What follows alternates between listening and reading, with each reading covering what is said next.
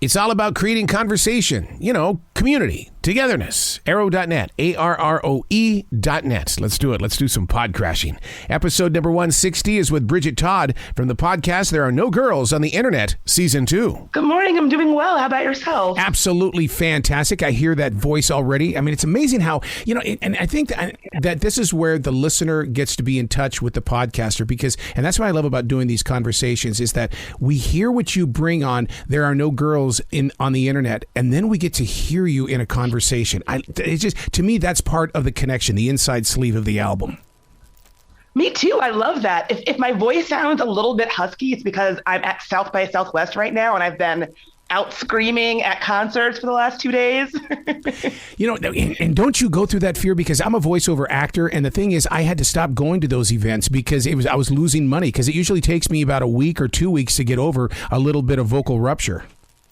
Oh yeah, it's the worst, and I'm very conscious of it. And it's like if you go out screaming and you're around people who are smoking, it really can be horrible on your vocal cords. Yeah. So now, was there a side of your creative imagination kind of looking around people, because you were at an event that has been gone for 2 years? Was there something that said, wow, I could do a new podcast on this, or I could figure out a way to make this a part of my current podcast?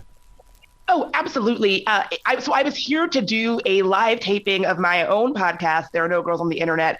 And truly, it was one of the first times I had been out among people in, as you said, 2 years. And I think there was an energy in the air. There was a creativity to the air.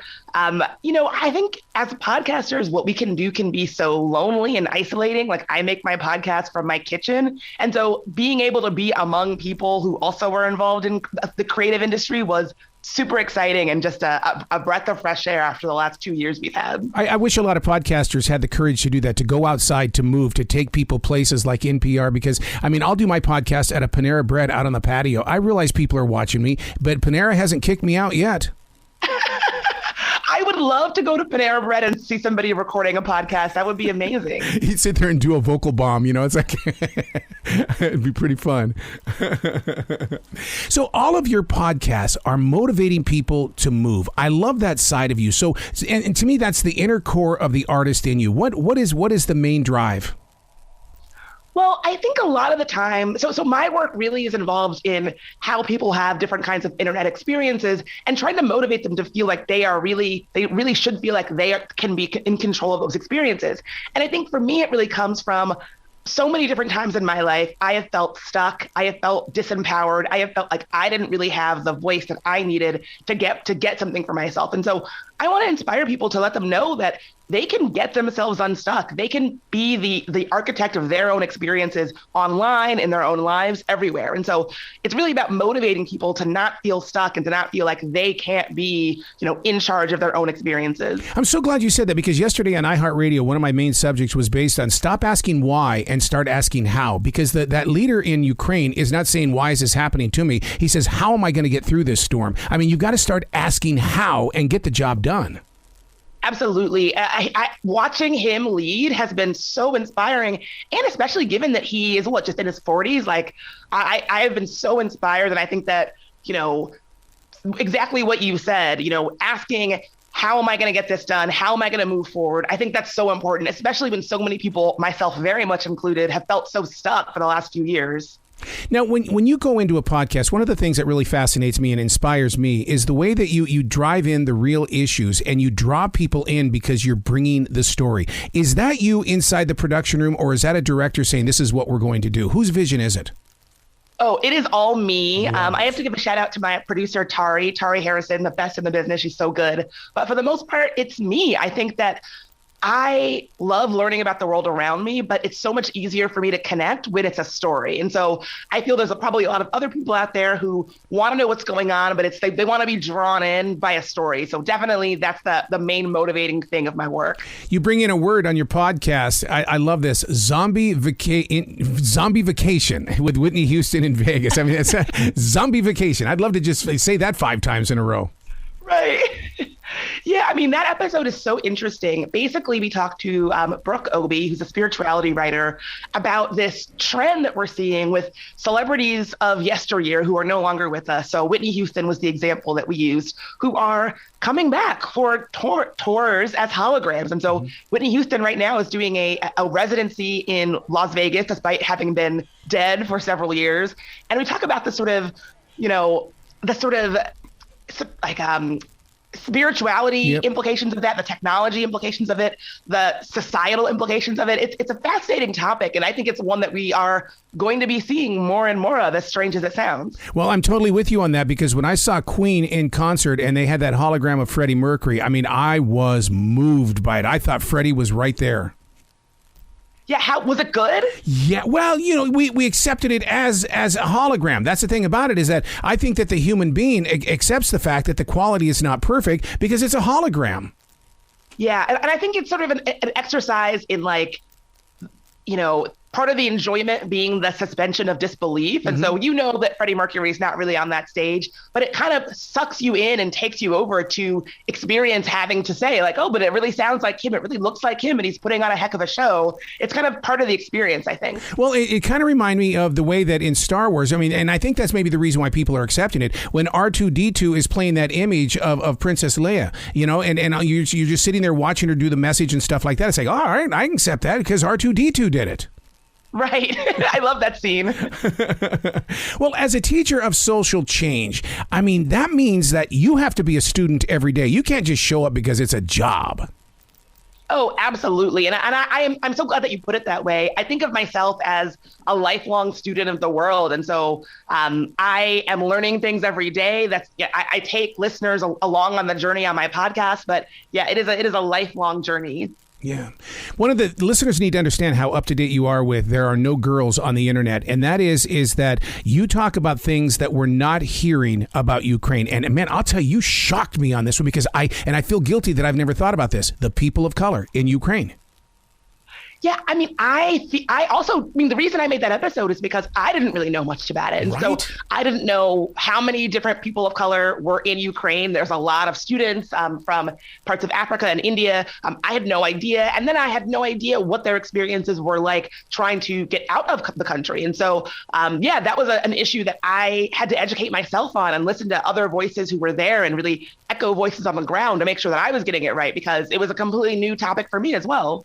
So for the past couple of years, I've really buddied up with a friend who's in Lviv right now, Ukraine. And the thing is that he was there. He got trapped because of COVID-19, because of the lockdown, and then because of the war. The thing is, this kid grew up. I gave him the artist way from Julia Cameron when he was a kid, and he became a journalist because of that. And he's over there in Lviv, and it was bombed last night. And it's like, God dang! But there's such a story in Ukraine. Will that drive you even closer to getting the real story? Because you're a podcaster, girl, Bridget. I mean, come on. We got to get the word out.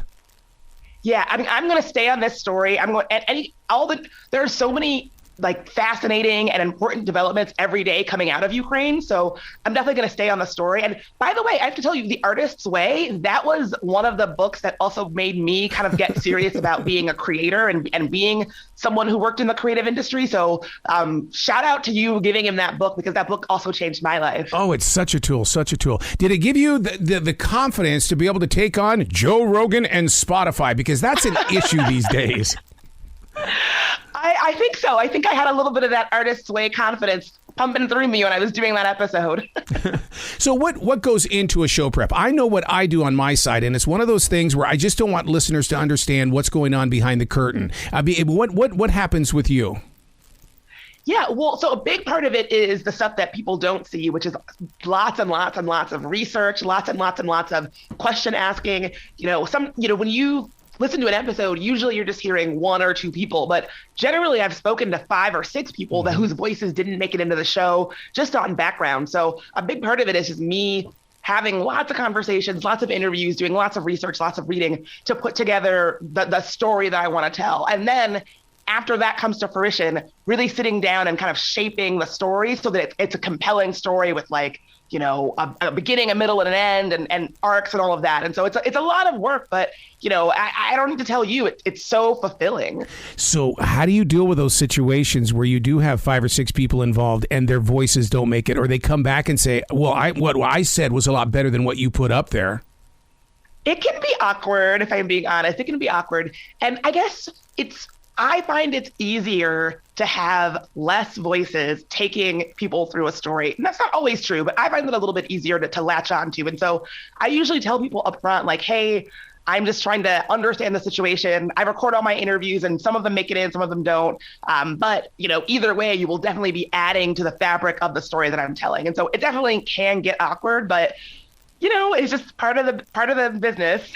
As that creative spirit, because that we bring things in because we get these ideas and things like that, and then we release it out to the world so that people can savor it, learn from it, and things like that. But when it comes to Amanda Knox, sure, she lived the life, but in reality, does her story not belong to us? That's such a good point. It's really part of a driving part of the conversation that we had when she was on the episode a couple of weeks ago. And I think it's so interesting because I think it kind of could be both. I think the story that was kind of a fabrication of who she was, that story is ours. Like, I remember hearing about, quote unquote, Foxy Noxy when she was in Italy. And so I think recognizing that, like, that story was not who she actually was. That story was a media fabrication of who she was. And that part of the story, that lives in us. That's like that lives inside of us. But that's not her actual lived experience that she went through. It was sort of a media manipulation of who she was. So when you uncover something like from Amanda Knox, do you get the butterflies in your stomach going, geez, this is going to get a phone call. Oh, God. But you have to have that courage to keep putting it out there. Because there are times I'll sit there and I'll go, man, do I need to put this out there? And you go, you have to, because it happened. Yeah, it's a good question. I had definitely gotten phone calls and emails where people are like, oh, why did you give this person a platform? Or, why did you talk about this? And I respect that.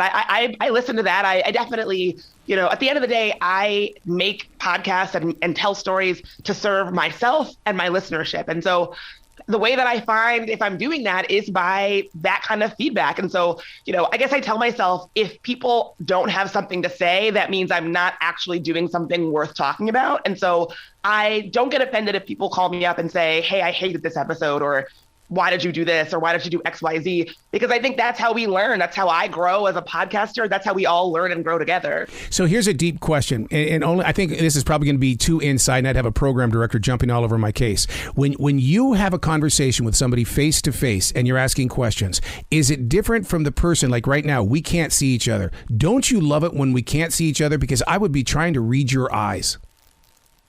Oh my gosh. So if you had asked me before COVID, I would have given you a totally different answer. But now I actually really like just being voice only, because there's something about having to read people's facial cues, think about my own facial cues. When I'm speaking, my face looks ridiculous. Like I'm not thinking about how I'm projecting in terms of the way that I look. And it just allows me to focus on the words and what people are saying. And that's really what I'm interested in. And so, yeah, I completely agree with you. I feel like it's so much easier to connect when you're not actually looking at each other. I don't know. Maybe that means something is wrong with me. That's how I feel. Well, to me, it reminds me of the old days of radio theater and things like that, because if you didn't listen to the conversation, you were missing a major part of the emotion that's required in order to share it. Absolutely. And, you said that you were a voiceover artist earlier in our conversation, which you have a really good voice. And so if I was trying to look at you while we were speaking, I would be missing all these different inflections of your tone. It's so much easier to fall into someone's voice and be taken away when you're not looking at them as well, I find. So true. So true. With so much passion that we have for podcasting, does it still shock you here in 2022 that there are broadcast companies that still don't believe in what we're doing? It doesn't shock me because they're media companies. Who knows why they do what they do, but it's completely their loss, right? Audio is the future. Audio, recreates something that you're never going to get with other mediums. Like Do you remember back in the day they used to have those chat lines where you could call in? Oh, yeah. The reason why people loved those is because you were connecting voice to voice. And so audio isn't going anywhere. Audio will always be special. And, media companies and broadcast companies can decide if they want to be part of that or not, but it doesn't make it any less true. Oh my God, there used to be a telephone number that we would all call, and I would put them live on the air and stuff like that. And all these people would come into this group. There'd be maybe 14 or 15 people on that line at one time. Oh, those were so fun. Like, you just can't recreate that. Like audio, you cannot, there's no substitute for it. There's an energy there. There's a liveliness there. It is so engaging, and that'll always be the case. No matter what new technology or what new thing happens, we will never lose the power of the human voice. Absolutely. We both got started the same year in podcasting. What was your view back then? Because the reason why I got into it was because of a commercial for a Camaro, because they said it came with Wi-Fi, and that changed my life because that meant that streaming was going to get inside that car. What was your draw? Oh, so mine is it's kind of embarrassing. I had moved from Washington, D.C., where I'd lived for most of my life, to San Francisco. And I had never been to San Francisco. I didn't know anyone there. I was moving for a job. And I really had a hard time making friends. I was just knew nobody. And I would go home to my apartment after work and just listen to podcasts. And that was the thing that really sustained me. It was the thing that made me feel like I had something to look forward to, that I had people to have a conversation with. Of course, just podcasters in my head. But that was the thing that really got me through my first year in San Francisco, where I was pretty lonely and didn't really have a lot of people around me. And so I really understood the power of the medium of podcasting to really affect people and stay with people and help people through times that are hard. And I just completely fell in love with the industry. This was early on, and I just completely fell in love. I've always believed that if you could put musical notes and timing bars and stuff like that on blogs, people would get into it, because then you would understand the true inflection that we're sharing. Absolutely. That's a great idea. It's just such a good idea. Now, we talk about the power of podcasting. Let's bring up TikTok, because you bring up something on There Are No Girls on the Internet that, once again, I did not know about. And this is that journalist inside your soul. Scammers are using TikTok to cash in on Ukraine. Yes, it is so sad. So I don't know if folks out there don't use TikTok. You're not alone. It's an app that's definitely geared toward younger folks. But after the invasion of Ukraine, people were using TikTok's live streaming functionality to live stream videos that they would say were happening live in Ukraine that showed explosions or showed gunfire. And they were collecting donations from these live videos. And some of these live videos were fabricated. They were not actually in Ukraine. Yep. And because of the way that TikTok works, it's actually quite easy to manipulate videos or manipulate video game images or animations to make it and say oh, this is happening in Ukraine. And really, you're nowhere near Ukraine. And so people were soliciting actual money, donations, for basically lying about being in Ukraine, taking away from actual donations or resources or energy that could go toward people who are actually there who need it. Oh, haven't they learned that, that through the power of moving pictures that people believe in things? Because, they think Batman exists. He doesn't exist, or maybe he does. Exactly. Man, you got to come back to this show anytime in the future, Bridget. It's always so fun to talk with you. There's something about talking to another podcaster. This is such an engaging conversation. I would love to come back anytime. It's our language. We understand it. You know what? We understand the pain and the victory. Yes. Let me tell you, that's going to be the new motto for my podcasting career: the pain and the victory. Well, you be brilliant today, okay? You too. Thanks so much.